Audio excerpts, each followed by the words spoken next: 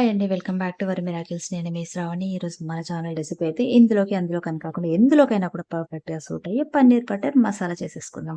మరి ఇంకెందుకు ఆలస్యం ఆ ప్రాసెస్ ఏంటో చూసేద్దాం. మీరైతే ఈ వీడియోని స్కిప్ చేయకుండా చివరి దాకా చూడండి. అండ్ చివర్లో లైక్, కామెంట్ ఇవ్వడం అస్సలు మర్చిపోకండి.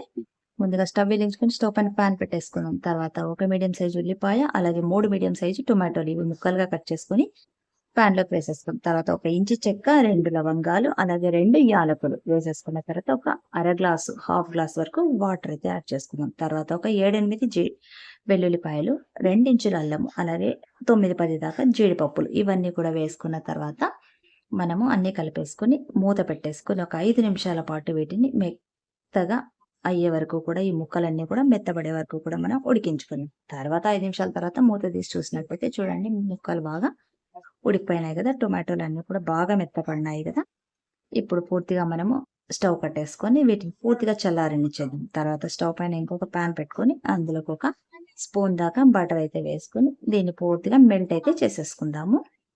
ఇలా మెల్ట్ అయిన తర్వాత మనము ఇందులోకి మనం ఎంత క్వాంటిటీ అయితే తీసుకున్నామో పన్నీర్‌ని దాన్ని క్యూబ్స్‌గా కట్ చేసేసుకొని వీటిలోకి వేసుకొని ఇవి బాగా కొంచెం ఫ్రై అవ్వనిద్దాం. మరి హై ఫ్లేమ్ కాకుండా అలా అని లో ఫ్లేమ్ కాకుండా మాడిపోకుండా కొంచెం ముక్కలు సాఫ్ట్‌గా ఉండేలాగా అయితే ఫ్రై చేసేసుకుందాం. ఒకసారి ఇలా పాన్‌ని టాస్ చేసినట్టయితే ఈవెన్‌గా ముక్కలనేవి ఫ్రై అవుతాయి. సరే ఇప్పుడు వీటిని పక్కన పెట్టేసుకుందాం. తర్వాత మనం చల్లారి పెట్టుకున్న టొమాటో ముక్కల్ని మిక్సీ జార్‌లోకి అయితే ట్రాన్స్‌ఫర్ చేసేసుకొని అన్నిటిని కూడా మెత్తగా పేస్ట్ అయితే చేసేసుకొని పక్కన పెట్టేసుకుందాం. వీటిని కూడా మరీ మెత్తగా చేసేసుకోవాలి బాగా. అప్పుడే మనకు క్రీమీ టెక్స్చర్ వస్తుందన్నమాట. తర్వాత స్టవ్ పైన డీప్ కడాయి పెట్టేసుకొని అందులోకి ఒక 20 గ్రామ్స్ దాకా బటర్‌ని అయితే వేసుకొని పూర్తిగా మెల్ట్ చేసుకోవాలనమాట. ముందుగానే మనం ఒక 10 మినిట్స్ ముందుగానే ఫ్రిడ్జ్‌లోంచి బటర్ తీసుకున్నట్టయితే ఇలా మెల్ట్ అవ్వడం ఈజీ అవుతుంది. నేనైతే ఇందాకనే తీసాను కాబట్టి ఇది ఇంకా మెల్ట్ అవ్వడానికి టైం పట్టిందనమాట. సో, ఇలా పూర్తిగా ఇది మెల్ట్ అయిపోయిన తర్వాత ఇందులోకి కొంచెం ఉల్లిపాయ ముక్కలైతే వేసుకొని ఫ్రై చేసేసుకుందాం. అలాగే 2, 3 పచ్చిమిరపకాయలు కూడా చీలికలుగా వేసుకొని అవి కూడా బాగా ఫ్రై చేసేసుకుందాం. కొద్దిగా కలర్ బ్రౌనిష్ వచ్చిన తర్వాత ఇందులోకి మనం చేసి పెట్టుకున్న టొమాటో పేస్ట్‌ని కూడా యాడ్ చేసేసుకుందాం. సో, ఇదంతా వేసుకున్న తర్వాత ఈ మిక్సీ జార్‌లోకి ఇంకాస్త వాటర్ కూడా వేసేసుకొని, ఆ వాటర్ కూడా ఇందులోకి పోసేసుకొని మొత్తం ఒకసారి అడుగు పట్టేయకుండా అంతా కూడా కలిపేసుకుందాం. సో, ఇలా కలపడం వల్ల చూడండి రాను రాను రాను రాను కలర్ అనేది బాగా చేంజ్ అయితుంది కదా! చూసారు కదా! అండ్ పైన కూడా పొంగులా అంతా ఫార్మ్ అవుతుందనమాట.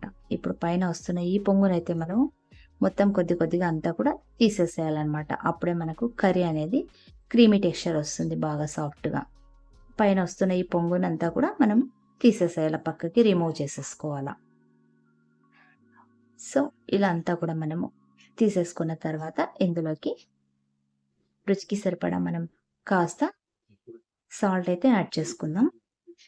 తర్వాత పావు టీ స్పూన్ అంత పసుపు, అలాగే ఒక స్పూన్ ఎండుమిర్చి పౌడరు, ఒక స్పూన్ ధనియా పౌడరు, పావు టీ స్పూన్ దాకా జీలకర్ర పౌడర్ వేసుకొని 2 స్పూన్ల దాకా కసూరి మేతినైతే తప్పకుండా వేసుకోవాలి.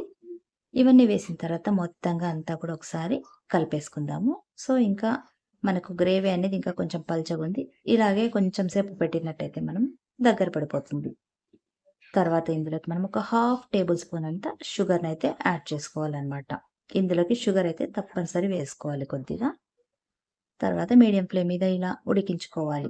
సో, బుడగలుగా ఉడుకుతుంది కదా! ఇప్పుడు మనకు రాను రాను దగ్గర పడేటప్పుడు ఇందులోకి మనం ఫ్రై చేసి పెట్టుకున్న పన్నీర్‌ని కూడా యాడ్ చేసేసుకొని అవి కూడా ఒకసారి కలిపిన తర్వాత ఒక 2, 3 స్పూన్ల దాకా ఫ్రెష్ క్రీమ్‌ని కూడా యాడ్ చేసుకోవాలి. తర్వాత సన్నగా కట్ చేసుకున్న కొత్తిమీరను కూడా వేసి మనము అంతా ఒకసారి కలిపేసుకున్న తర్వాత ఇంకేముంది సర్వింగ్ బౌల్‌లోకి ట్రాన్స్‌ఫర్ చేసేసుకోవడం. చక్కగా రోటీలోకి అండ్ బటర్ నాన్‌లోకి లేదంటే పులావ్‌లోకి ఎందులోకైనా కూడా పర్ఫెక్ట్‌గా ఉంటుందనమాట. సో, చూసారు కదా!